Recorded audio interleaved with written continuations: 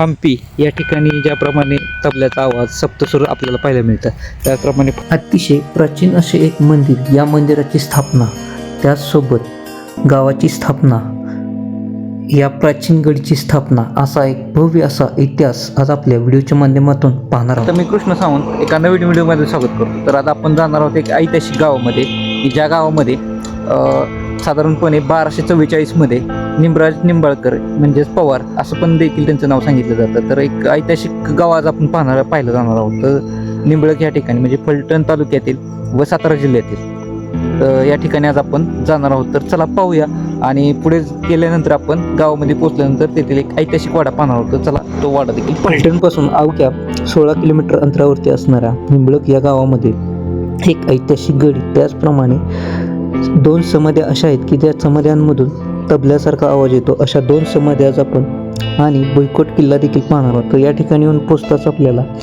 हा भुईकोट नजरेस पडतो. निंबळक या ठिकाणी जे गाव आहे, ज्या ठिकाणी महाराष्ट्राचा इतिहासातील एक सुवर्ण पान लिहिले गेले, तर या ठिकाणी आता आपण आलो. तर हा वाडा आज आपण पाहणार आहोत. चला हा वाडा पाहू. महाराष्ट्रामध्ये शिवकालीन व मध्ययुगीन अनेक आपल्याला भुईकोट पाहायला मिळतात. मात्र अतिशय प्राचीन असा भुईकोट किल्ले अतिशय कमी प्रमाणावर आपल्याला पाहायला मिळतात. असाच एक भुईकोट आज आपण आपल्या व्हिडिओच्या माध्यमातून पाहणार आहोत. तर हा भुईकोट फलटणजवळ असणाऱ्या अगदी 16 किलोमीटर अंतरावरती असणाऱ्या निंबळक या गावामध्ये नाईक निंबाळकर घराण्यातील पहिले निमराज नाईक निंबाळकर यांनी बांधलेली आहे. याच ठिकाणी आणि भुईकोटाबरोबरच इथं गावाची स्थापना देखील केली. त्याचप्रमाणे निमजाई देवीची स्थापना देखील केलेली आपल्याला पाहायला मिळते. या गावामध्ये येऊन पोचताच आपल्याला पूर्वाभिमुख असलेली गडी किमान अर्धा एकरामध्ये पसरलेले आपल्याला पाहायला मिळते. या गडीचे बांधकाम आपल्याला अतिशय भव्य आणि चुन्याचा कुठेही वापर केलेला आपल्याला पाहायला मिळत नाही. ही गडी अगदी ओबडधोबड बांधलेली आपल्याला पाहायला मिळते, कारण ही गडी अतिशय प्राचीन आणि 1244 मध्ये दक्षिण भारतातून महाराष्ट्रात आले त्यावेळी या गडीचे बांधकाम केलेले आपल्याला पाहायला मिळते. बघू शकता या ठिकाणी तर हा वाडा आहे. या वाड्यामध्ये आतमध्ये गेल्यानंतर आपल्याला जी काय परिस्थिती किंवा जो वाडा आहे तो वाडा देखील आपण पाहणार आहोत. जितका वाडा आपल्याला पाहता येईल त्या परिस्थितीमध्ये आपण हा वाडा पाहणार आहोत. तर हे देखील आपण दिल्लीच्या सुलतानाने जेव्हा धार येथील पवारांना त्यांचे राज्य चालवण्यास खूप त्रास दिला, त्यावेळी अतिक्रमणे करून त्यावेळी या अतिक्रमणास कंटाळून धारचे पवार हे महाराष्ट्रातील शिखर शिंगणापूरजवळ असणाऱ्या डोंगररांगेमध्ये येऊन स्थायिक झाले आणि यांच्या अनेक शाखा देखील त्या काळामध्ये निर्माण झालेल्याचे आपल्याला पाहायला मिळते. त्यापैकीच एक असणारे पहिले निमराज यांनी या गावाची स्थापना केलेली पाहायला मिळते. तर त्यानंतर काही काल वास्तव्य केल्यानंतर निंबाळकर घराण्याला याच ठिकाणी आपल्याला पाहायला मिळते की नाईक ही पदवी त्यावेळेस बहाल केलेली देखील पाहायला मिळते. त्यानंतर त्यांची वतनदारी वाढत गेली आणि फलटण या ठिकाणी त्यांनी आपले फलटण संस्थान स्थापन केले आणि पुढे आपले राज्यकारभार याच ठिकाणी चालू ठेवला आणि याचे अनेक वंशज देखील आपल्याला आज पाहायला मिळतात. त्यापैकीच असणारे श्रीमंत रामराजे नाईक निंबाळकर हे देखील याच घराण्यातून आहेत. हेच आज वरती जाता येते. तर छान असं आहे, हे देखील आपण बघू शकता.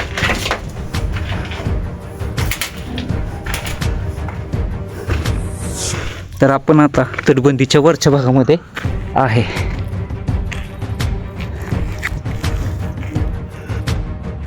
तटबंदीच्या वरत्या भागातून आपल्याला भुईकोटाचा बराचसा भाग पाहता येतो. तर बुर्जाची बाजू देखील नजरेस पडते. तर बुर्जाची रुंदी साधारणपणे 15 ते 20 फूट असलेल्याचे देखील आपल्याला पाहायला मिळते.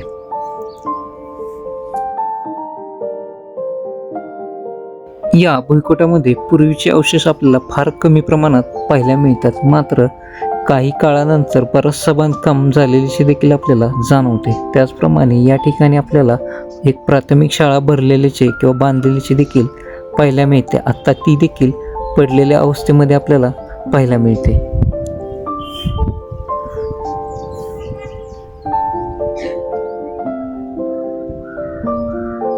मुख्य प्रवेशद्वाराच्या बाजूनेच आपल्याला तटबंदीमध्ये येण्यासाठी आपण हे बघू शकता की याच ठिकाणून आपण देखील तटबंदीवरती आलेलो आहे. तर ही तटबंदीवरती येण्यासाठीच्या ह्या ज्या काही पायऱ्या आहेत त्यावरती चढून आल्यानंतर आपल्याला सुंदर आली की आपल्याला लगेच नजरेस पडतो सुंदर असा हा भुईकोटाचा बराचसा भाग आपल्याला पडलेल्या अवस्थेमध्ये देखील किंवा ढासळलेल्या अवस्थेमध्ये आपल्याला देखील पाहायला मिळतो. त्याचप्रमाणे गडीच्या आतमध्ये आपल्याला जाता येत नाही कारण अनेक झाडीझुडपे देखील वाढलेली पाहायला मिळतात. हा जो आपल्यासमोर जो दरवाजा दिसत आहे हाच मुख्य प्रवेशद्वाराचा दुसरा भाग आहे. इथून देखील आपल्याला आतमध्ये जाता येते. अलीकडल्याच काळामध्ये जे आत्ताच इतक्यामध्येच साफसफाई केलेली आपल्याला पाहायला मिळते. तर हा आपण जो पाहत आहे ना तो आहे निंबळकचा वाडा आहे. तर हे बघू शकता आपण. या प्रवेशद्वारातून आत आले की आपल्याला विटांचे बांधकाम आणि खाली दगडांचे बांधकाम केलेले आपल्याला पाहायला मिळते. दरवाजेची देखील अतिशय दुरावस्था देखील झालेली पाहायला मिळते. हे जे आपल्याला समोर जे दिसत आहेत हे मुख्य प्रवेशद्वारातील आतील बाजू आहे आणि आपल्याला समोर जो दिसत आहे तो बाहेरील बाजूचा जो बुरुज आहे तो बुरुज आणि हे संपूर्ण तटबंदी आपण पाहू शकता. निंबळकच्या भुईकोटापासून अगदी जवळच्या अंतरावर असणारे निमजाई देवीचे मंदिर निमराजांनी स्थापन केलेले हे मंदिर आहे. या मंदिरामध्ये येऊन पोचताच आपल्याला प्राचीन निमजाई देवीची मूर्ती आणि नवीन स्थापन करण्यात आलेली मूर्तीचे देखील दर्शन होते. तर या मंदिराचा 2010 साली नुकताच जीर्णोद्धार करण्यात आलेला आहे. नाईक निंबाळकर घराण्याची कुलस्वामिनी असल्याकारणाने या देवीचे अतिशय महत्त्व देखील प्राप्त झालेले आहे. मंदिराजवळच्याच अंतरावरती काही अपरिचित अशा समाध्या पाहायला मिळतात. या समाध्यामधूनच तबल्यासारखा आवाज येतो. तर हा आवाज नेमका कसा येतो तो आपण चला पाहूया. नमस्कार. तर या ठिकाणी 2 समाधी आहेत. या समाधीमध्ये असं अंतर आहे.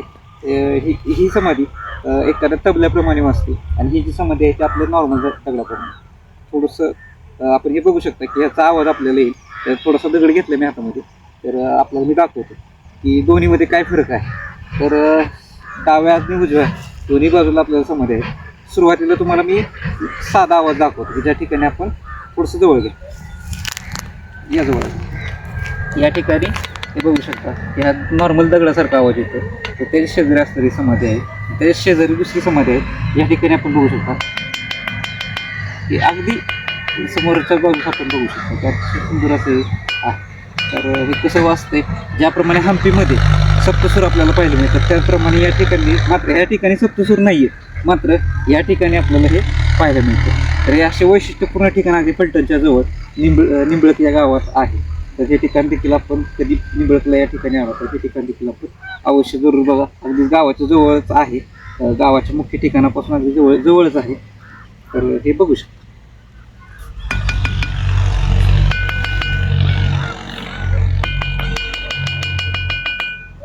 हे बघू शकता अतिशय सुबक असा आवाज त्यावरती पिटीवरती तबल्यासारखा हा जो आवाज आहे तो आपण बघू शकता.